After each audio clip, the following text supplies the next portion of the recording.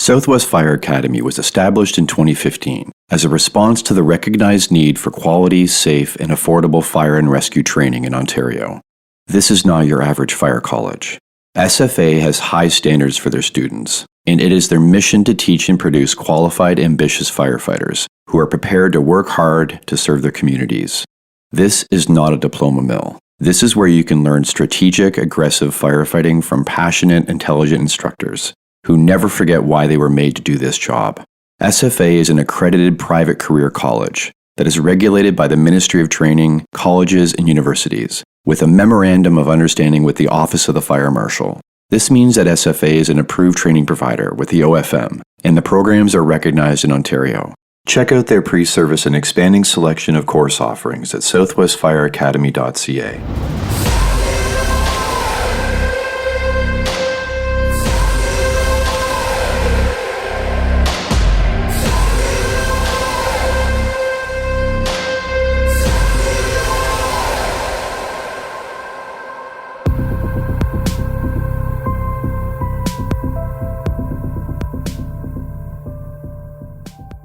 Hello everyone. Welcome to episode 98 of Multiple Calls. I'm Scott Hewlett. You are not alone. The words sound true when strung together and handed to us lovingly, but leave us confused with their dissonance. Contrary to what we are told, we are alone with many things in our life. Even those blessed with family and friends are physically, mentally, and emotionally separated from them to some degree by the nature of this existence.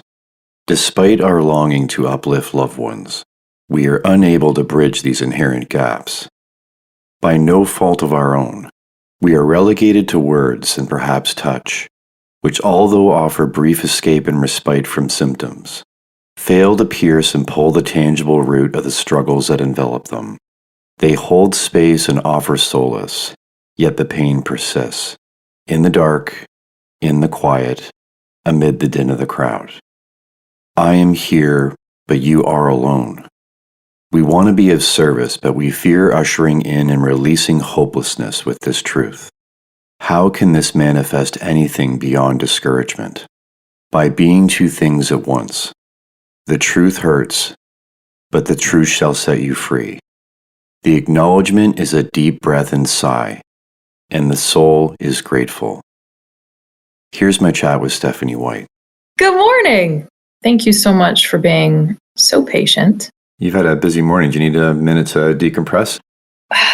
Technology just murdered us for about 17 minutes, but we made it. We're here. That's all right. We adapt and we overcome. The worst part is in the midst of it all, having to log in and out, I caught a glimpse of myself and I looked exactly like my mother. So it just made the day even better. When you finally look like your parents, that's when you realize you're old. Yeah, you need reading glasses like we've talked about. And yeah, you're wearing yours. I think I threw mine across the room earlier today. So then again, why are we surprised that this comes for us all, right? We somehow believe we're going to be exempt. I think a lifetime of maybe not sleeping at night and then staring at tiny screens, 2 a.m. in the morning trying to fall back asleep, probably had nothing to do with it. It's definitely sped up. How's the weather up there? I'm in Boston. It's freezing. It's cooling off now. I've had some frost mornings. We've had some light flurries that haven't stayed. And then we've had some warm bouts. This is where the weather gets kind of weird, right? We have some warm days, we have some cool days, and then leaves are falling. And then one day you wake up and there's snow on the ground. So, but again, we shouldn't be surprised because this happens every single year. It is what it is. Except for the snow part in DC, but right. Well, cool. Listen, we got the weather and our old age out of the way. What are we diving into today? Well, heavier stuff, that's super light, right? And then the reason why we wanted to talk was your article that you wrote on suicide. So let's go from the lightest of light to the heaviest of heaviest. We wanted to fake people out and make them think this was a, sure, friendly, joyous environment for the morning. Like we have nothing to talk about and we're just trying to fill time. The article I wrote. Right. So I think maybe to start us off, you were questioning, what are we doing? What are we doing about it? The loss of firefighters, emergency service workers. And your main point was to stop simply telling me not to kill myself. Telling me not to do something doesn't really help. So I think maybe you were thinking about more upstream than downstream. My goal for this podcast is absolutely to educate people, but my secondary goal is to get you to say a boot as many times as possible.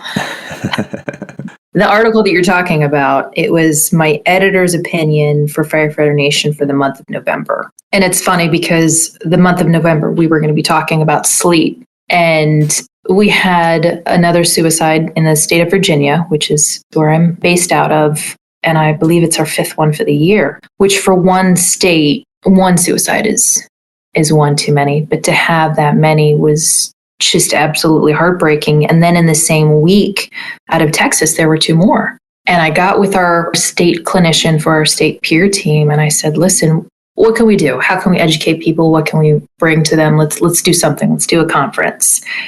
And we started throwing out the same, we'll do this class and this. And I stopped and I said, Beth, what are we doing? This has been done to death, but we're still having the same rates of suicides. 2023 was an absolutely dangerous year for firefighters when it came to death by suicide. So if in the 21 years I've been in the fire service, if I've been hearing the same message and I'm still seeing the same numbers, 21 years is a long enough experiment. Let's change up how we do it. And the thought behind the article is, listen, we've all heard, don't kill yourself, call a friend, reach out, we'll talk you through it. All amazing messages. Knowing people are in your corner is an amazing thing to know. But I think we all know at this point that we're in a certain level of danger, that the things that we see, the lack of family support simply because your family might not know what's going on in your head. So we know all the things that lead to firefighter suicide. We understand the obstacles that we're up against. I don't think you necessarily need to remind us not to commit suicide. We didn't talk about committing suicide in the firefighter risk the whole first half of my career. In fact, first 3/4 of my career, I would say. But I think there's been such a surge in talking about it that we've gotten awareness 101 out of the way. And I think we need to capitalize on that. And what's the next step? Yeah, you also lose a lot of the audience when you repeat the same message every single time the topic comes up. So I have said this in the past about stigma around mental health. Eventually, we have to stop talking about the stigma around mental health and realize we've talked about it. We've put it out to as many people as we can. If there's still people that don't understand it, they can get to it in whatever other way they need to with previous, recordings or presentations. But at some point, we have to move forward and actually talk about things deeper than just the stigma that's the barrier. We've got our foot in the door talking about suicide and it's been more normalized, but now we really got to start talking about it. It's funny because I just had a thought as you were saying that, listening to you. I wonder what was the complete reasoning for us not talking about it. We all know we're egotistical as firefighters, not always in the worst way, but we don't talk about our feelings or emotions. But also, did firefighters innately know? Probably about 1/4 or 1/3 of the problem with firefighters and suicide is how comfortable and normalized it is for us. We see it. We see the end result. We see the fact that that human being is now at peace when we run these calls. It's already something that's been in our face often. The rest of the general public doesn't have that comfort level. We do. We're really good as human beings compartmentalizing things. So seeing something that you see at work and understanding that it occurs in the world and actually it being something in your personal life are 2 different things. And I think we could make the analogy of you and I talking about getting older and all of a sudden realizing that our vision changes and suddenly we're surprised and oh my God, how has this happened? We see everybody around us get older. We realize that happens. We realize that everyone's going to die. We realize that happens. But we do such a great job, and our culture, I think, is really detached from death being a part of life that we just don't think it's going to happen to us. And this is the irony of the whole thing. You see suicide a lot. You see death a lot, more than normal people. It is a normal thing. Suicide's a normal thing. Death is a normal thing. It happens all the time, everywhere. It's not uncommon, but the general public is in a bubble that may never see it or rarely ever see it. We just happen to be there more often because that's part of our job, to show up to what's normally happening in life. But I think we still detach ourselves from it. So there's just no realization that it's something that you could contemplate and it could be in your world that you have to deal with. Well, and did they not talk about it? Because we're proud people and we don't want to admit we're at risk for anything. Did they not talk about it because innately somewhere they knew, hey, let's stop normalizing it, and they didn't want to put that idea out there for those who might be struggling? I wonder if that was part of the reason that it was kept so quiet for so long because of instinct on the part of the generation before us. But you're right. We've talked about our suicide risk to death, no pun intended. We've talked about stigma. What are the next steps? Because we are being repetitive and we risk losing the attention that we've captured. And that was really what that article was about. What are the next steps in suicide prevention and mental health now that we've hit this awareness level? We can't keep repeating the same verbal curriculum over and over. How are we bringing it in? And resiliency, I think it's the same thing on the end of resiliency. I think we're at danger of losing any ground that we've captured there. We can't keep using the same words and thoughts over and over. You know, the thing about great teachers is they can say something, they can look at you and realize phrasing it that way didn't work. Let me move on and rephrase it another way. The concept of resiliency will never die. It's always going to be needed for everyone in life, not just firefighters, all human beings.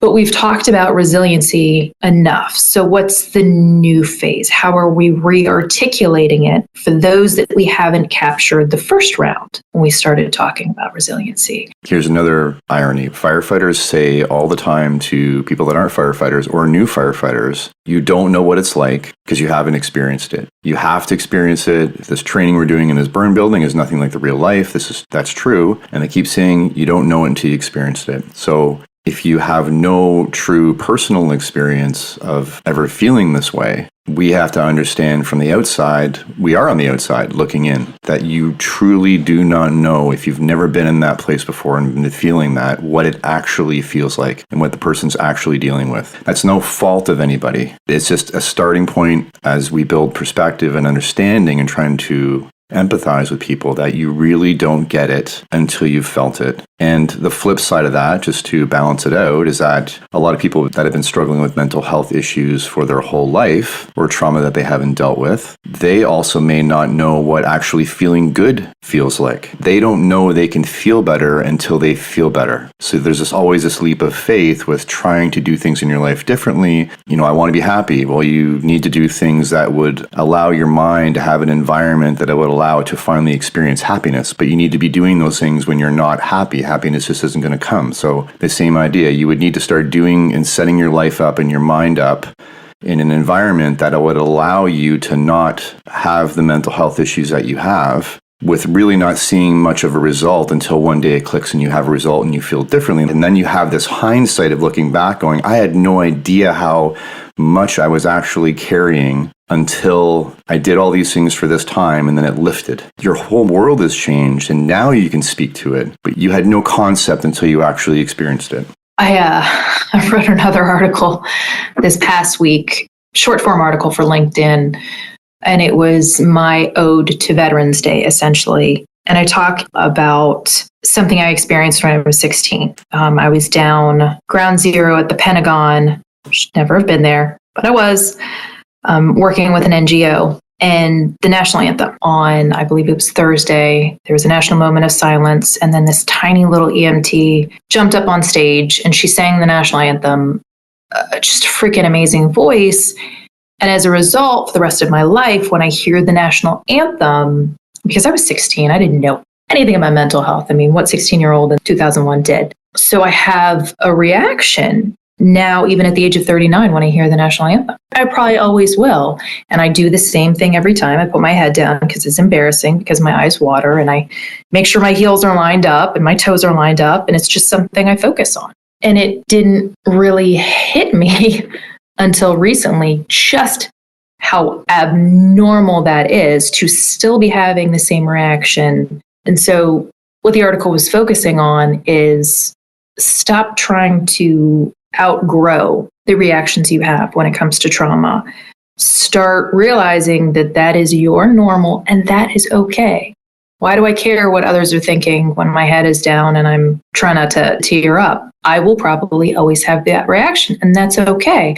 So figure out your comfort zone within that reaction. But would it be abnormal for you 20, 30 years on from hearing a song that you heard in a beautiful moment, or you smell a perfume, or you smell a certain type of food cooking, and you have this wonderful feeling wash over you of nostalgia and warmth and comfort and security and happiness and reminiscing and all that. And then you would never say, wow, is it abnormal for me to have this happening 30 years later because that happened so long ago? Right? Why do we only do that with bad? See, I just used the word bad, so I'm gonna back up. We're all learning. Why do we do that with those different emotions, but we welcome what we see as good? That's an amazing analogy because you're right in every way. Why are we doing that with the difficult emotions? And I think that's something we're not addressing. I think we make people feel as if put those emotions to bed, put them on a shelf. But something I try to tell people is deal with it. Put it on a shelf so you know where it is. Because if you don't know where a memory or an emotional is, it's going to smack you out of nowhere. And you're not going to be prepared for the response. But if you sit with it, you digest it, you figure out if you're comfortable or not comfortable with it, or if that's going to go away, you put it on that shelf. When those moments arise, you're going to know, I know I'm going to have that reaction. And there's safety in that. There's knowing, okay, I'm going to be in this moment for the next 180 seconds, but I can handle that and I can deal with it. And I think that's part of the conversation that we're missing. We talk so much about mental health. Realizing that we'll never get over some things is absolutely okay. And we need to normalize that. That was the whole point of the article was you're going to find your way to deal with it. You're going to find your tribe of people to talk about it with or not talk about it with, a tribe of similar-minded people. It's okay. It might take 2 years, might take 20, but you'll get there. And I think that's something we absolutely need to normalize is it's okay to have those moments and those memories pop back up. And some of them might be completely ugly and you might not want them to ever pop back up. So that might be something where you need to seek a higher level of treatment, right? A therapist or somebody who knows better who can help you with those tricks. So I think what you've been speaking to is culture. And one thing that you inferred when you were speaking about the national anthem and the way you felt is that washed over you. You know you're going to tear up. You put your head down. You stare at your shoes. That's saying, culturally, this isn't accepted. I'm embarrassed. I'm not allowed to cry for an internal reason in public, so I don't want people to see that. But if you were feeling proud in that moment and you were having an amazing experience, for you to smile and put your face up while the national anthem's being sung, you would have no qualms about that whatsoever. So there's a lot of things culturally that are in place that keep us, either society at large or within the fire culture, that are just norms and values, right? This is what we do. It's weird for you to go and do yoga on your front lawn. That's something you might do on your back deck, or you might do in your house or at a yoga studio, but you can't do that. You're not allowed to meditate in public. You can't just sit down beside a lamppost and meditate. You're not allowed to walk around and talk to yourself. That's considered crazy. If you have an earbud in and people see that maybe you're having a phone call, then that's okay. So there's a lot of things that are okay and not okay that we all create. And what I want to leap off of this with is expectations. So whenever I mentor a rookie or did mentor a rookie, the very first day I want them to have clear expectations of themselves and them to truly understand what my actual expectations of them is. Because I think if you don't set that tone, they have unrealistic expectations of themselves and they don't really grasp what my expectations of them are. So they think, I got to hit the ground running here. This is life or death. I have to know as much as possible. I can't possibly screw anything up. I have to know 30 years worth of content and knowledge and skills. And they're in their head thinking that that's what I'm expecting of them. So I'm like, listen, you need to be good at what you're good at right now. And you have to realize that I don't have that level of expectation of you. What you also have to realize, and I've said this before numerous times, is that there's actually way more expectation on me than there is on you. Because I've been here for 25 years. So if I screw up, I've had 25 years to learn that and know that. And I either haven't done it, so I've been complacent in how I approach my own skills, or I just made a mistake. So I just want them to bring that level of expectation down so they're not so jacked up with what they should be knowing. It's a self-fulfilling prophecy where they end up screwing up more and more and more. So the right level of expectation. So do we need to have a realistic expectation of what our impact and responsibilities and roles are around our colleagues having mental health issues and maybe considering suicide? Because we are not the only thing in their life. They have family, they have friends, they're having experiences outside of work. They also don't come into the job as a blank slate. They may come in knowing or unknowing that they have mental health issues already and that the job is going to exacerbate that. And we also cannot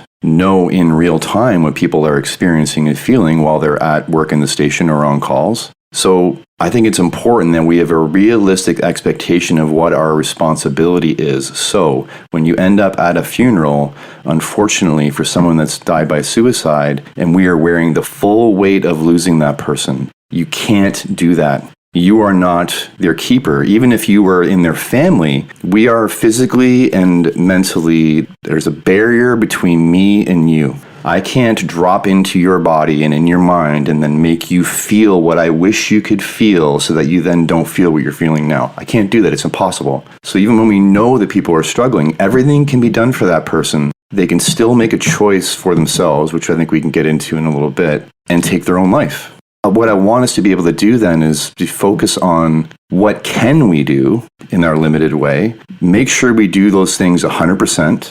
And then if we still lose somebody when we're actually at a funeral, it's not unrealistic trauma and grief on us. It's traumatic. It's a loss. We can mourn. It's frustrating. We can be angry, but we don't have this guilt and shame because we know we did to our best ability, to our physical and mental limit. Within us having that small piece touching that person's life, we did our part. So I know it's a long lead in, but I'd like your thoughts on hearing me say that. I think when we lose somebody, especially if it's somebody on your crew, on your shift, or somebody who once was just somebody that you have that brotherhood responsibility for, I think we incur a certain amount of shame because I think we feel it's my job to save human lives. And here's this person that I see 24 hours in a row or longer, or that I did see 24 hours in a row or longer. If it was a past shift mate, I think we feel that we screwed up, that we left somebody out there to drown. We're so good at hiding what goes on in our lives. Something I did in my own life is when I got married, it was hilarious. Nobody knew. I married somebody in the department. Nobody knew we were married. Very few people did. When I got divorced, very few people knew I was getting divorced. When we had our first kid, so many people didn't know. We're really great if we want to be about privacy. That was very eye-opening to me how many people around me didn't know because I am very strict about my privacy. That was a little scary. That was a little shocking because it made me see why it was so many people struggle alone. Because if we want to, we are subject matter experts at hiding our emotions, hiding our feelings. That needs to be thing number one that we put on that table. But is it hiding or is it privacy? And then the second question to that is if I'm struggling with something and I realize, A, I could be getting the help that I do need. B, it could be I'm struggling with a practical problem that I know my colleagues can't fix. Because I think we're making an assumption that everything that everybody's dealing with can be fixed by the crew or the department or by family or by friends. Even if we are wide open about it, everybody in the room that you're being wide open to and fully vulnerable, the only response may be that really sucks because they can't practically fix it for you. So I think we can't have an expectation that every problem that someone's dealing with, especially when they reach the point of where they want to take their own life, that there are things that we could not fix for them, even if they wanted us to, and even if we wanted to. Ooh, well, here's where I'm going to argue that a little bit with you. So we talked about taking the spinning plates off the broom earlier. Verbalizing something is a spinning plate because even if I can't fix it for you, I can listen to you. I might not have ever been through it. I might not have the wise counsel. I might not even have to say something though. Normalize saying things out loud because that's what therapy is. If you think about it, that's most of what you're paying an expert to do is you're sitting there and you're saying it out loud and you're problem solving it yourself half the time. That's so often what it is. I think it's both. I think it's privacy and I think it is hiding a little bit. It's hiding something that we think is broken within us. Normalize telling one person, the right person, what's going on in your life. Because if I can say something out loud, I mean, sitting here having this conversation, right? You're saying something out loud and you know what? That's probably helping you think of, oh, you know what? I need to make this point because it'll tag on to that point. Your mind is moving, the wheels are spinning, and unburdening yourself can help you solve that problem. So I think it's a mixture of the two, of privacy and hiding. Dialogue should absolutely be encouraged. We should have friends, colleagues, counselors, people we can speak to. There's value in it. Nothing of what I'm saying is saying that there's not value in that. I would never want someone to think that they can't talk. I would like them to have the realization that there's no pressure to talk to anybody in their fire crew if they don't want to. If they want to talk to someone outside of that, just have somebody. But I think we also need to have the realistic, practical understanding that you can talk about it till you're blue in the face. Like, still do it, but just we need to realize as the listener, and they need to realize as the person talking about it, I mean, they are experiencing it, so whether they know it or not, that there are practical things that talking about them doesn't fix. And there are things that can go on for years, not just like I'm having a problem, this is a rough month or a rough week or a rough call. Like, there are things that talking, I think, can fix very quickly in the short term. But there are very practical things that people are facing. And then sometimes when you're dealing for that heavy and that long, it's even that much more effort to try and say all of it again. So I would just like us to have an understanding that sometimes talking about it is just symptom relief, which is valid. But if the person was talking to us, and then we can have the unrealistic expectation of ourselves because, well, they did open up and they did talk to me and they still took their life. So I should have, would have, could have done more about it. The thing they're talking to you about may have been going on for years and may go on for years still. And they may be doing all the things that they're supposed to do for their health and well-being and for the management of themselves. And the practical thing still persists. And they can't make it stop because they're not in control of that. So I think we need to have an understanding of what is symptom relief and helping us manage and what can actually be fixed. Because there are problems that people cannot fix for each other. No, you're absolutely right. Actually, it's a really amazing point. So here's the next question. What are the spinning plates that we can fix? So we've all been in a situation, family, firehouse, wherever, where our day's already going poorly. And it's just the tiniest thing that makes us snap. That's true for so many aspects of brain health. So what are things that we can teach people? Because I think the concept that we need to value is self-rescue. Something a therapist can help me work through and fix because they're a subject matter expert isn't so much self-rescue because I've involved people who know way more than I do. But self-rescue to me is I'm staying up until 2 a.m. I've developed the worst sleep habits. I'm drinking every night. I'm not working out. I'm eating horrible foods. All these things that lead to a really messed up endocrine system, because I think it's kind of hilarious that we all make jokes about women in their menstrual cycle or teenage kids going through puberty. We know as a society that hormones affect our moods and make us unstable. But for some reason, as firefighters, we don't stop and think, oh, hey, one 24-hour poor sleep cycle destroys my hormones for a month. And I don't want to stop and think,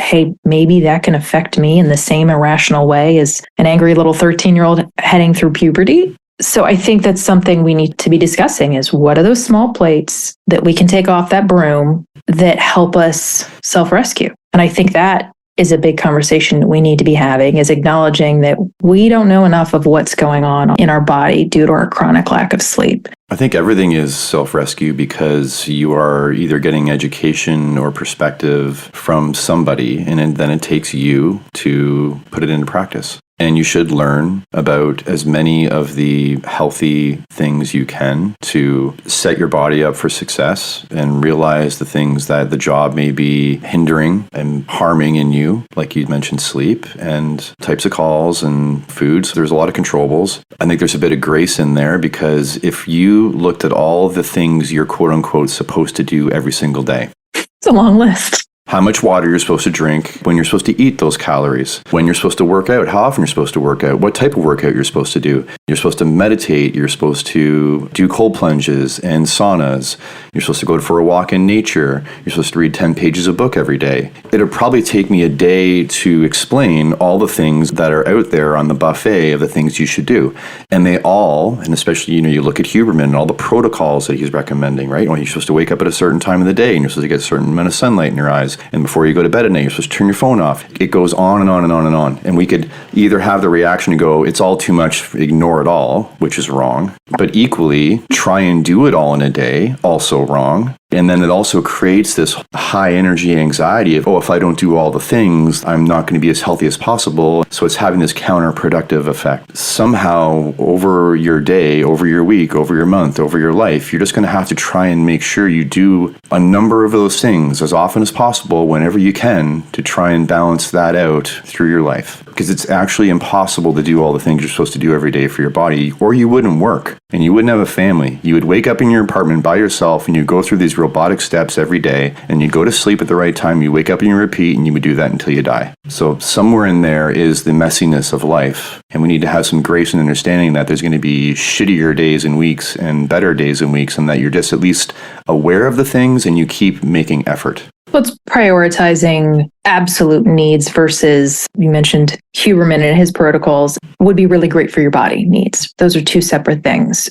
Since I was a kid, every day I have just gone outside with music on. And most of the time it was taking walks. And that's something that's continued into my adulthood. In fact, I picked where I live so that I could do that, because that is something for me that I feel like I'm not thinking. But it turns out I've gotten to the end of my walk and realized now my brain was moving and problem solving the whole way through. I just was so busy relaxing that I didn't even notice it. And I solved a lot of problems. That's a need for me. That's something I have to do mentally for myself every day. And I can see a difference in my level of mental fatigue / despair at the end of the day when I don't do it. I feel flat if I haven't taken that half hour for myself to do that. So I'm killing two birds, one stone. It's basically meditation. I'm out there in nature. And it's knowing those things about yourself. And do we even have time in this insane society to know those things about ourselves? I'm very lucky. I discovered that incredibly young. I can't imagine having to randomly discover that about myself now. As chaotic as life is,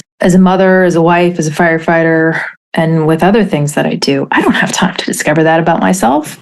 Yet I now know it's something that I desperately need. I'm going to have to figure out how to do that in 40-degree Boston today, but it's going to get done because I know I need it. So long answer, but that's something that needs to be part of our mental curriculum, is finding that thing that you have to do that settles your mind and gives your mind peace every day. Because there is something for everybody. It might be working out, might be learning to play an instrument, reading a book, whatever. There is something for your brain that will give it peace. And even if it's just half an hour of peace, it's amazing what that does. So that's something that has to be part of our arsenal. Because you're right, there's too much information out there. We went through the paleo era. We went through the meat-atarian era where guys just wanted to only eat meat, no veggies. The carnivore diet. Thank you. There's some validity.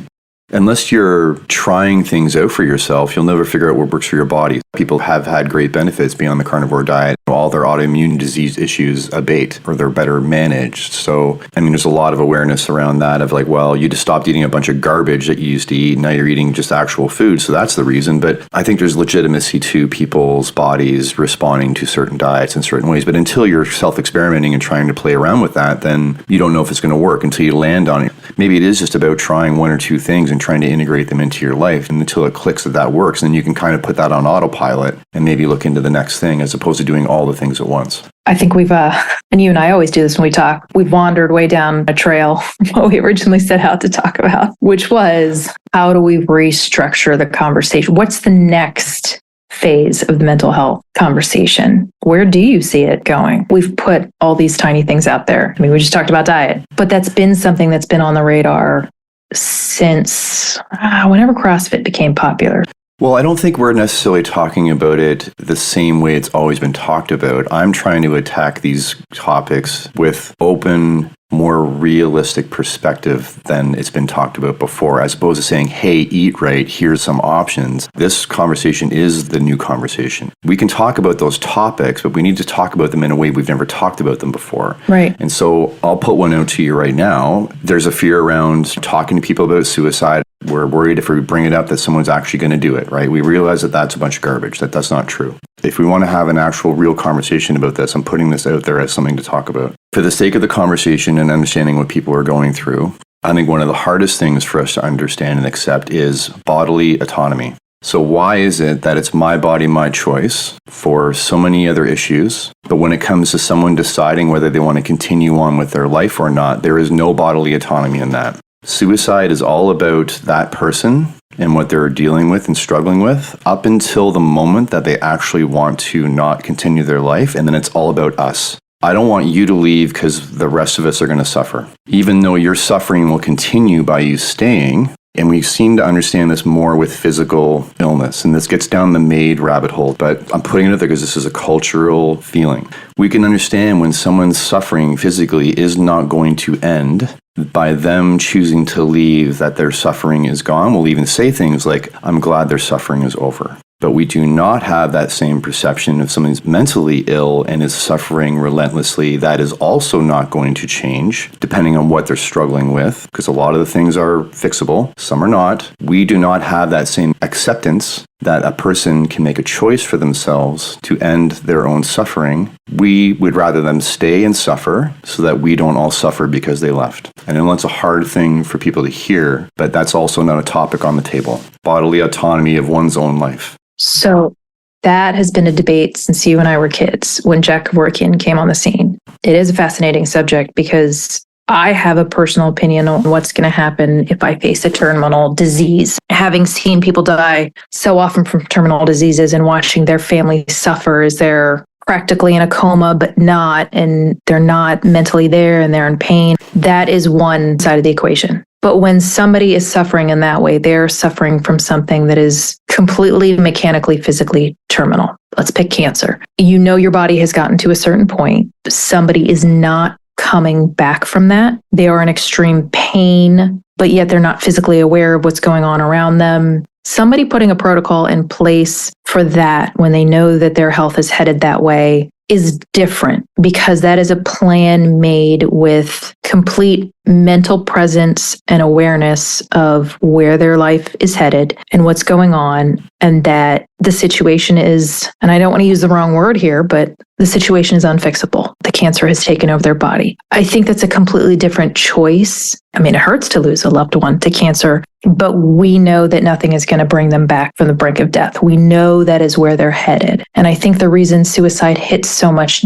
differently is because so often, and unfortunately, privacy happens to go out the window when someone dies by suicide. We find out then so often what was going on in their life. And I think as the outside party, we can look at their life a little more objectively than they could at that moment, because emotions aren't involved. We're not feeling the same level of chaos they did. And we can look at things and say, oh, but that was fixable. You know, here's the solution to this or the solution to that. 2008, when the US went through a recession, the amount of suicides went through the roof because people lost all their finances and there was a sense of hopelessness, and they committed suicide over that subject matter. And I think somebody looking in could have probably have said, you could have started again, or I could have financially helped you. They saw a solution to the reason the person committed suicide.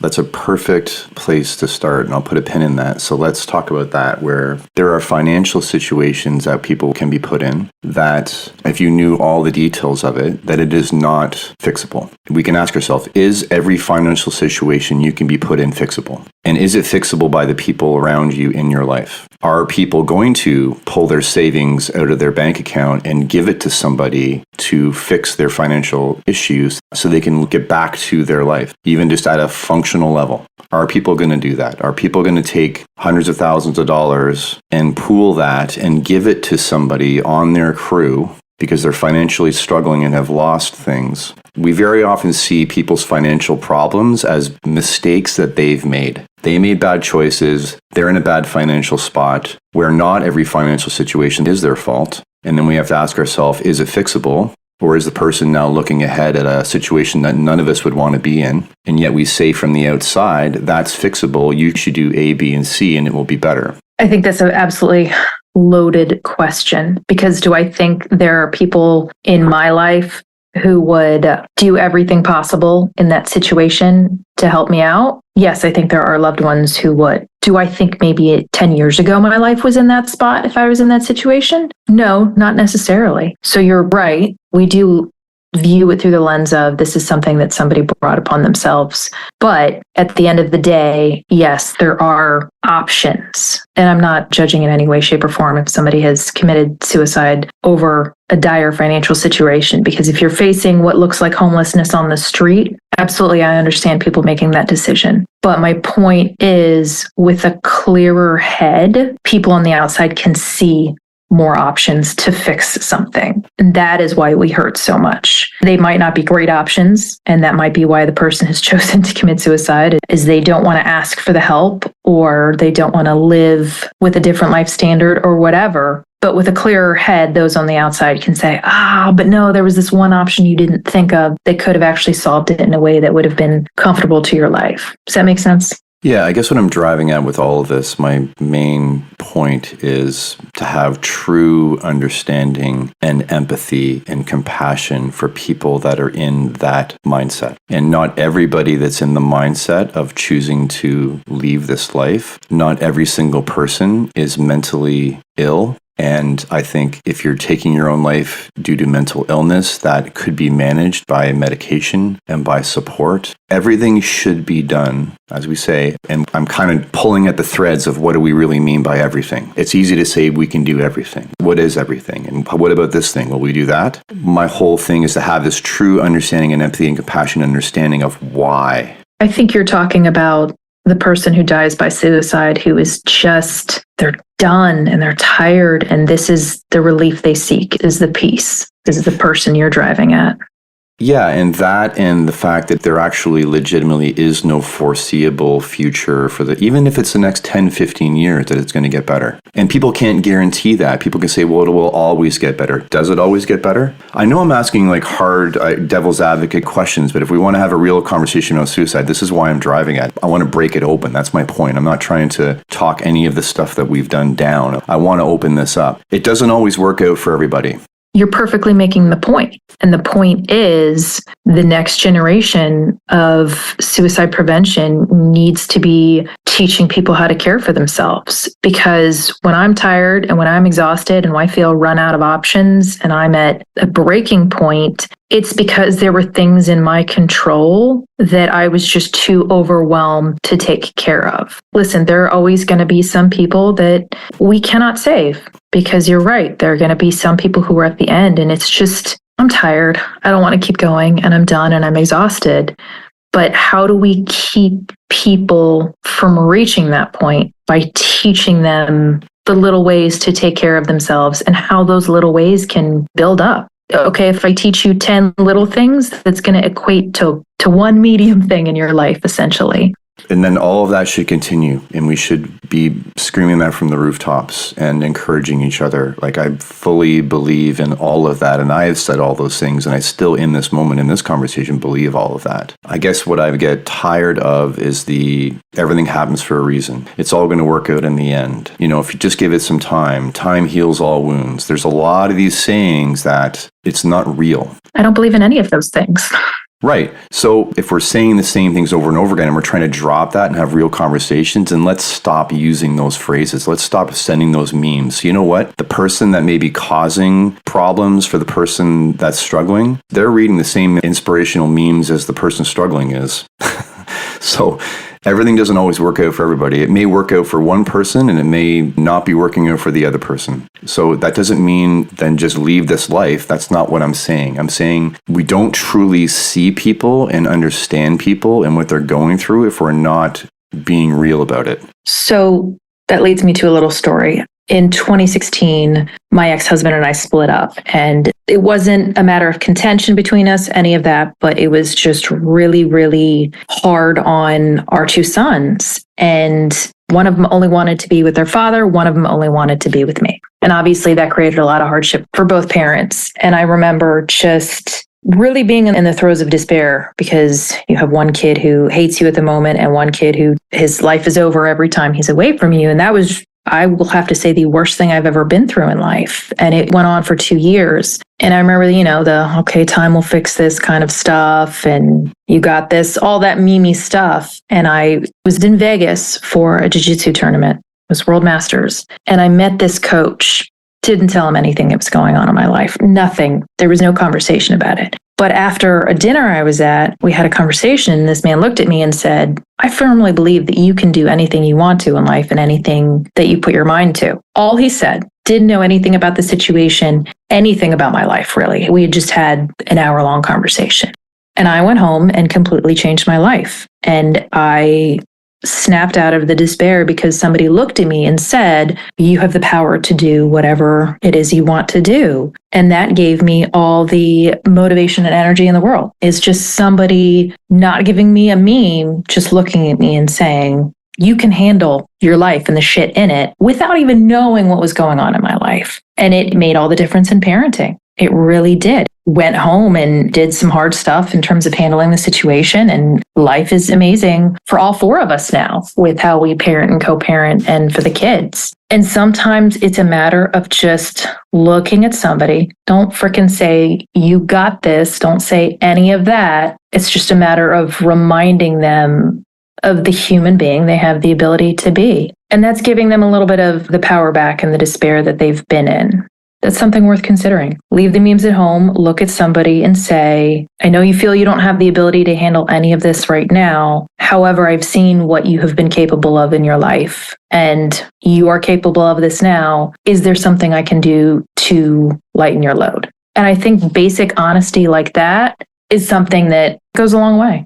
There is huge validity and power in words and the intent behind them. One of the most powerful things I've heard offered, someone was struggling, a friend was helping them, they were in a dark place, and what it was passed on to me that they found that was helpful was, I wouldn't be angry at you if you left, but I'm glad you're still here.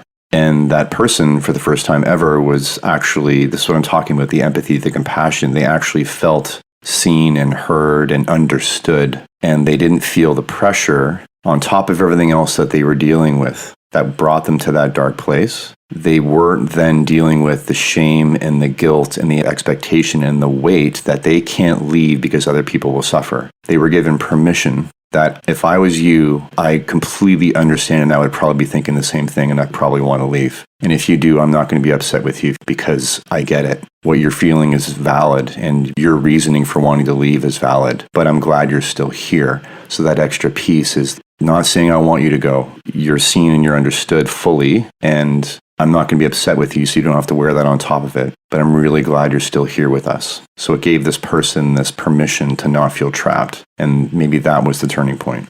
So I think what we've just verbalized is just basic, difficult conversations. Nothing flowery, nothing fancy, nothing anything. Just, hey, I see you and I see where you stand and I see what you are in the middle of. It's ugly. Maybe just a little bit of acknowledgement, a little bit of empathy. Goddamn, you're going through something. And that's really what empathy is really realizing that I don't know if I could make it through it. Are we about to head for a crisis right now that we are taking the conversation in this direction? In the US, we are living in such an unempathetic culture. I mean, we are at war with each other. And I know it's not necessarily neighbor to neighbor. It's not as bad as the media makes it out to be. But if you're living your life online like so many of us are, or if the things you're being attacked with, I know it's not neighbor to neighbor where I live. But if I were to log on or to watch the news or any of that, my God, my hope would be stripped from me immediately in life. And I'm scared that as a culture, we're going to be headed for some tough mental health times for those who are already struggling. So is the next step for us being completely aware of what is going on in our nation? I don't know what the culture is in Canada right now. You guys are way nicer than us. We already know that. But it's something we need to be paying attention to in the US fire service. Make sure you're extra empathetic to those around you because what they're seeing when they walk out into the world is very cruel and ugly and hopeless. Yeah, I think I've grown to understand that the fire service culture, as much as we want to make it this unique, special thing, and the trauma a unique, special thing, it's just not as unique and special as we make it out to be. The fire service culture is made up of the people from the culture of large. Mm-hmm. Same people. We're not different people. We have the same political views and the same morals, the same values. We just come together at a fire station to work together. And the job is unique, but I mean, every job is unique. Like our job's nothing like a dentist's job is super unique, but that's also dentists are made up of people from the society at large. And I think we turn away a lot of counselors sometimes too, saying, well, if you don't know this job and what I do, you can't help me. I understand there's bad therapists out there that wouldn't understand anybody's trauma and they're in the job for the wrong reasons. We have people in the job for the wrong reasons that shouldn't be in it. So every job has that. That's the same thing. But there are people that are trained in trauma, and trauma is trauma for the most part, and there are things that can help that. So we don't do ourselves very much of a favor when we say, oh, we're so dramatically special and unique. We are dealing with what we're dealing with, and we need to understand it, and we need to address it, yes. And there may be specifics, but overall, it is just health and mental health and physical health, and we need to be doing certain things for each other and for ourselves to get better. Now, on the cultural side of things, I've never been to your fire department before. Actually, the Canadian American Fire Service are not that different. And we think it's drastically different, and it's not. We think Canadians are nicer.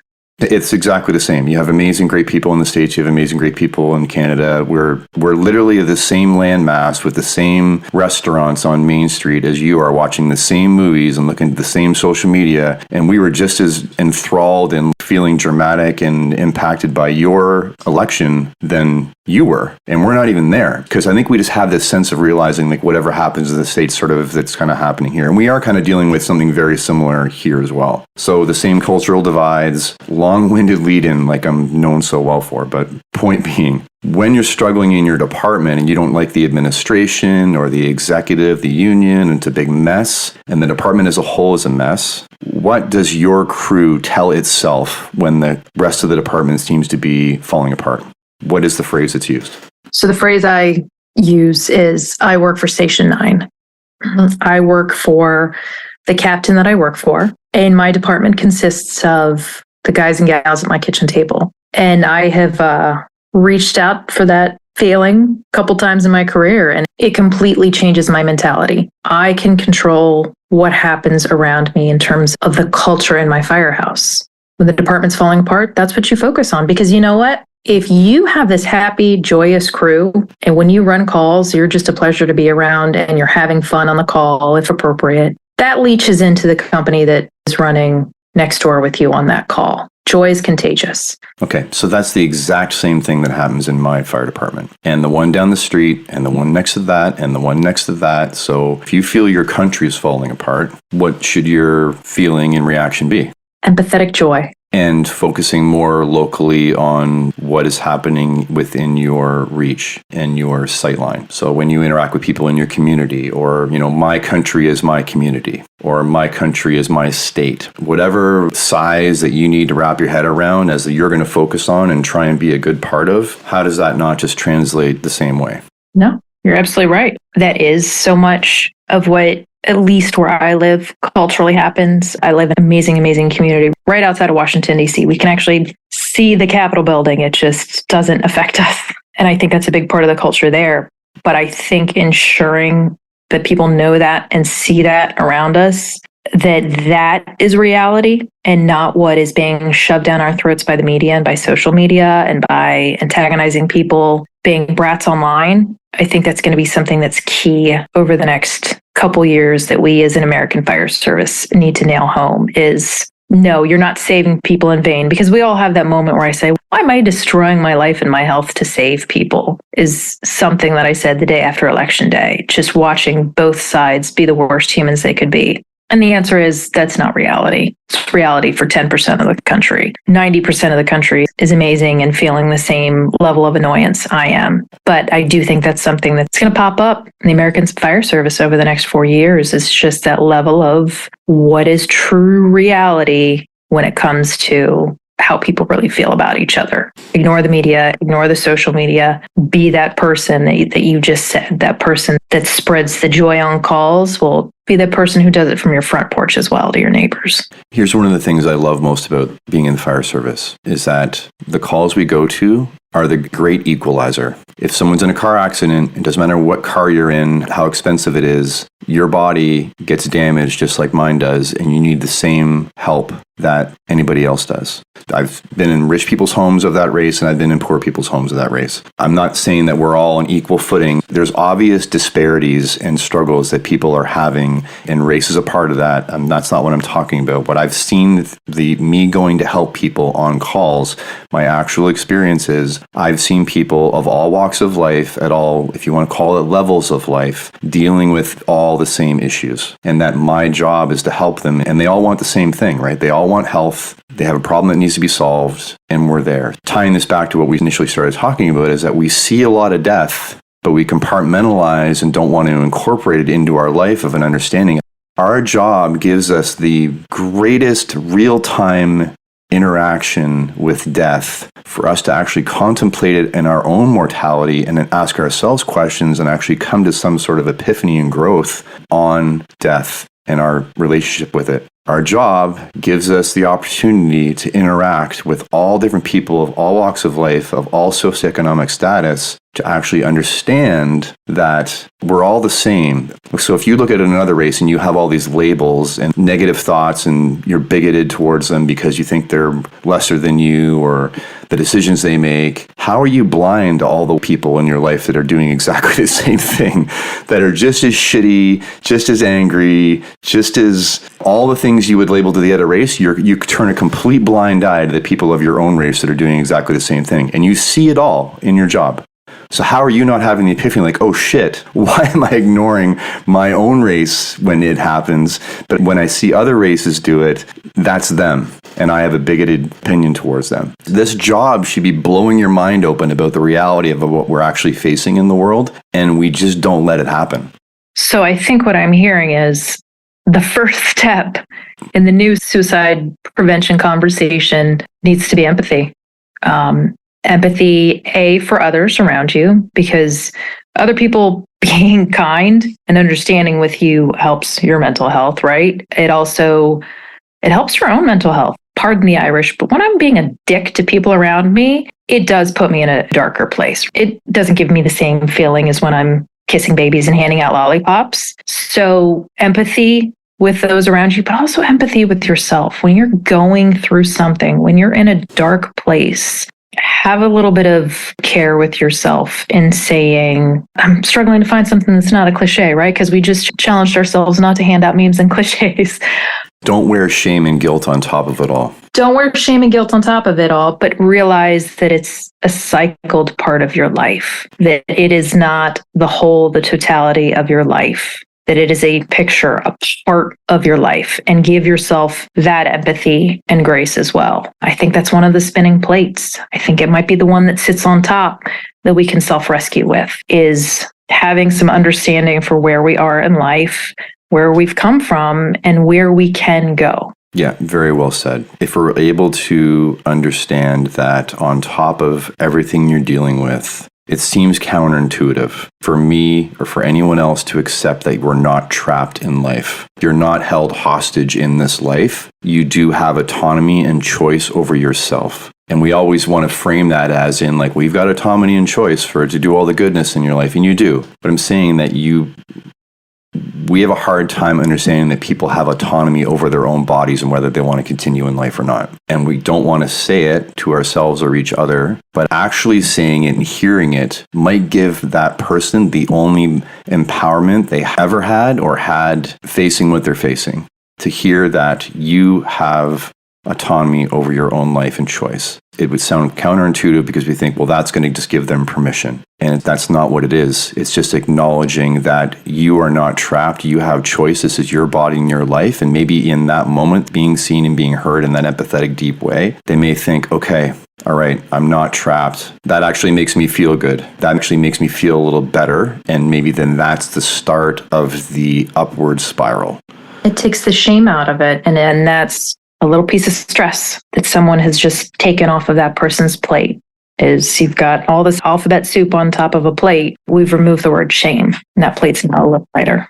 When we talk about dark moments and about this topic, at the point of suicidal ideation, it doesn't get any harder than that. The step off the bottom is so slight, but it's off the bottom. right at that very moment, hearing those words, I think, is ironically the one thing that might keep people to stay without saying you have to. I think you're absolutely right. It's counterintuitive as it feels and as we've culturally taught ourselves. You're right. We've hit this one. We've come up with some great ideas. I was excited to talk to you about it because I know you would want to talk about it. You really do want to talk about it in a different way. And hopefully over this time, you feel like we have. And we're both going to walk away and actually ponder it and question perspectives. And that's all really this is all about. It's not about having a solution. Like, I don't think what we offered here is like, here's a solution to it. My solution to things is to break them apart into a million pieces and then try and put them back together. And if you end up putting it back together the way that it originally was, well, then it obviously means that it needs to continue doing that. But if you put it back together slightly differently, then obviously that's progression, right? It needed to change. Well, thank you for taking this apart with me. It's something that I do think needs to change. And it needs to change through conversations like this, of tearing it apart, figuring out the stigma, figuring out what we can help people control, and then figuring out what they themselves can control.